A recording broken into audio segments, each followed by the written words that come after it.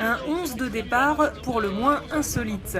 Le Premier ministre Manuel Valls, en capitaine de l'équipe du Variété Club de France, joue notamment aux côtés d'anciennes vedettes du football français. Objectif, soutenir les blessés de guerre. Dans ces moments où nous combattons le terrorisme, ou menons cette guerre, où nos soldats sont engagés sur le terrain national comme à l'extérieur, rendre hommage à ceux et à celles qui nous protègent, le faire de manière évidemment sympathique, et vous connaissez l'engagement du Variété. Oui, c'est un beau geste de la part de tous ceux qui participent, et en tout cas moi j'ai plaisir à y être quelques instants sans me blesser. Dans le camp adverse, l'équipe des armées françaises, menée par le chef d'état-major des armées, le général Pierre de Villiers, un même sentiment de solidarité.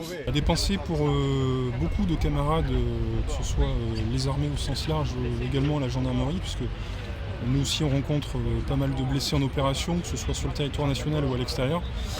Et j'ai une pensée émue pour tous ces gens-là, toutes les familles qui sont derrière eux, derrière elles, tous ceux qui sont encore en récupération, qui retrouveront pas forcément la plénitude de leurs moyens. Et puis c'est à eux que je pense quand nous on doit jouer un match de foot.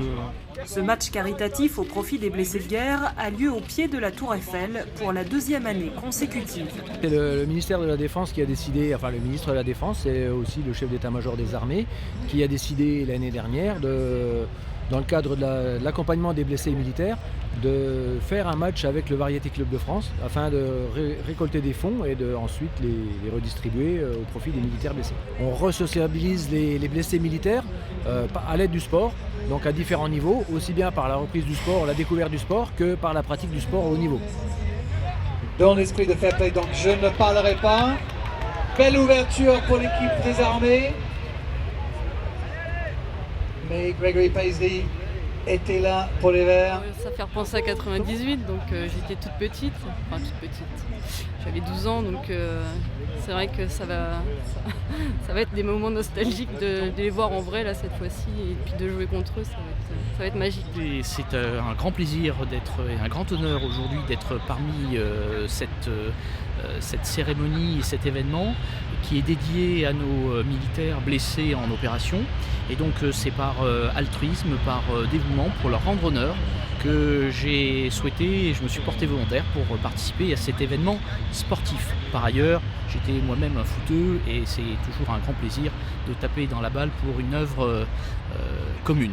C'est vraiment une joie, une fête, et puis surtout de voir effectivement cette solidarité, déjà au sein des armées, mais surtout des anciens internationaux comme ça, que l'on rencontre, que l'on voit de près. C'est vraiment une forte impression, et ça donne envie à chacun d'entre nous de nous mobiliser, d'être présent, et puis surtout de gambader avec eux. Donc c'est vraiment quelque chose de très fort, c'est une grosse émotion.